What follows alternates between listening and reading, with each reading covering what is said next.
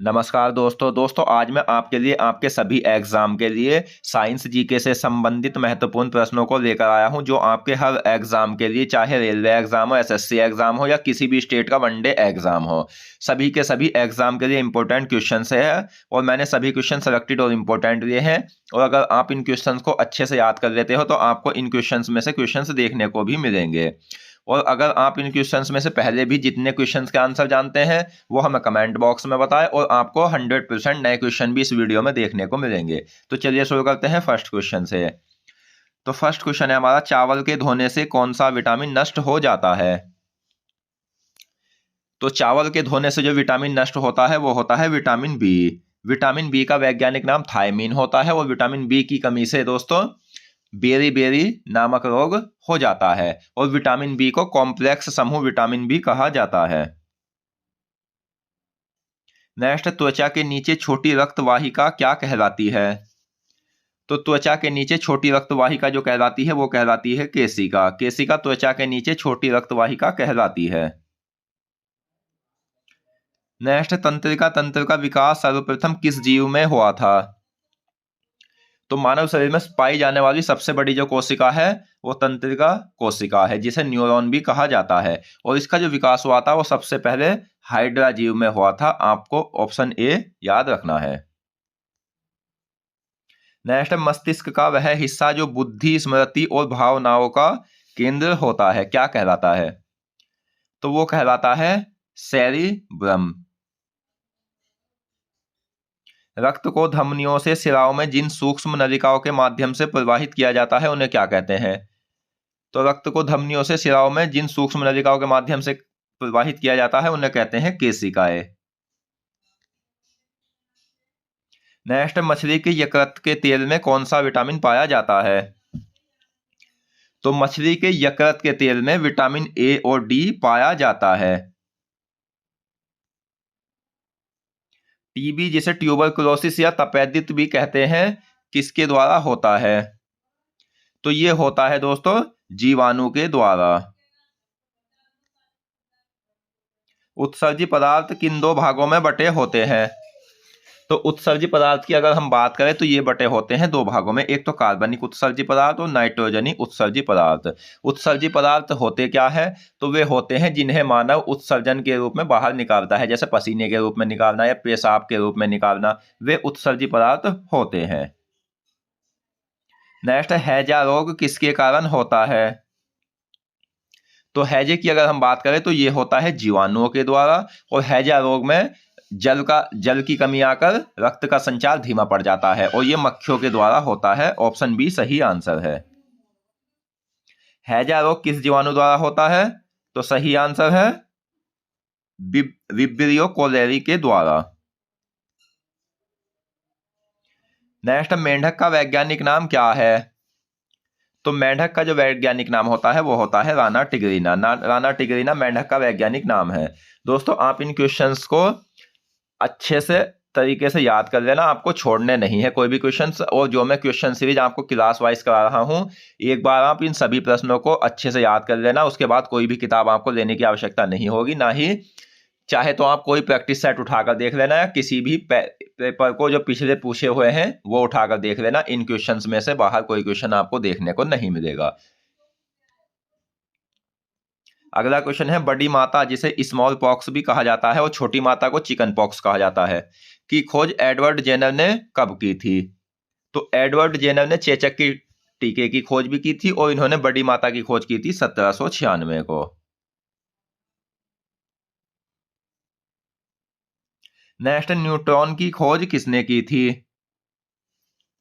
तो इस क्वेश्चन का सही आंसर है वो है ऑप्शन बी चैडविक। न्यूट्रॉन की खोज चैडविक ने की थी, और इलेक्ट्रॉन की खोज जे जे थॉमसन ने की थी। HIV का पूरा नाम क्या है? HIV के द्वारा एड्स रोग होता है, और HIV का पूरा नाम होता है हार्मोन इम्यून डिफेंसी वायरस। मनुष्य में पाई जाने वाली आंतें कौन कौन सी होती है? तो मनुष्य में पाई जाने वाली जो आंतें होती है वो दो प्रकार की होती है, एक तो छोटी आंत और दूसरी बड़ी आंत। मनुष्य में पाई जाने वाली आंतें कौन कौन सी होती है? तो मैंने आपको बताया दो दांतें होती है, छोटी आंत को इलियम भी कहा जाता है। नेक्स्ट, शरीर में ग्रोथ हार्मोन किस अंग में पाया जाता है?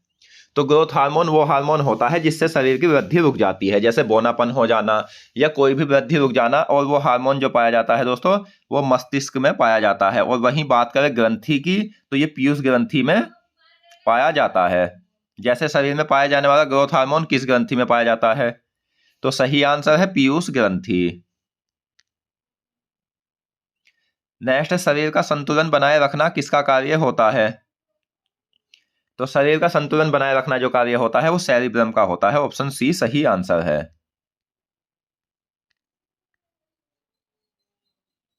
नेक्स्ट क्वेश्चन, किस प्रक्रिया के द्वारा आहार नाल में भोजन जाता है? तो वह प्रक्रिया जिसके द्वारा आहार नाल में भोजन जाता है वो होती है अंतर्ग्रहण। परमाणु विखंडन की खोज किसने की थी? तो परमाणु विखंडन की जो खोज की थी वो की थी रदरफोर्ड ने। रदरफोर्ड ने परमाणु विखंडन की खोज की थी। पूरा पाचन तंत्र मुंह से लेकर गुदा तक कितना लंबा होता है? तो पूरे पाचन तंत्र की अगर हम बात करें तो ये लंबा होता है 30 फीट या 9 मीटर। अगला क्वेश्चन, डेंगू किसके कारण होता है? तो डेंगू जो बुखार होता है वो मच्छर के काटने से होता है। और इस बुखार में प्लेटलेट्स की सबसे ज्यादा कमी आ जाती है। और प्लेटलेट्स का कार्य होता है मानव में शरीर में खून में थक्का बनाना, यानी कि बहते रक्त को अगर प्लेटलेट्स की कमी आ जाए तो बहता हुआ रक्त आपका रुक नहीं सकता। तो डेंगू बुखार होता है विषाणु के द्वारा।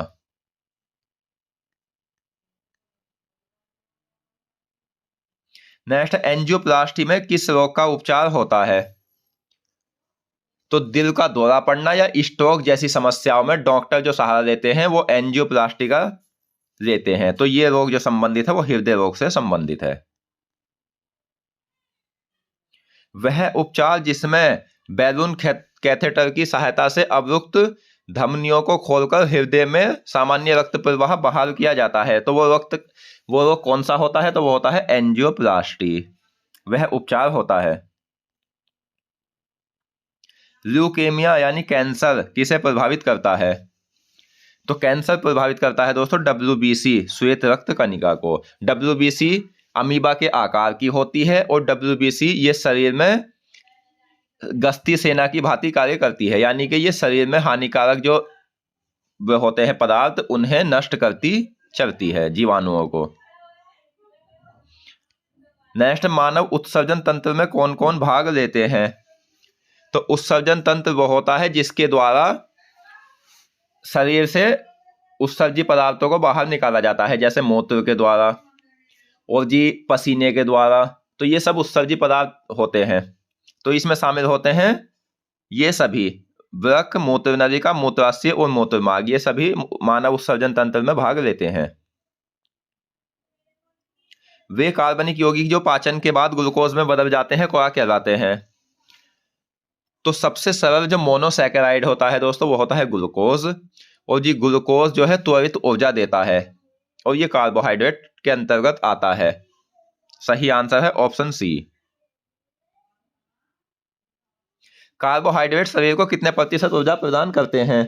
तो कार्बोहाइड्रेट शरीर को प्रदान करते हैं ऊर्जा 50 से 79%।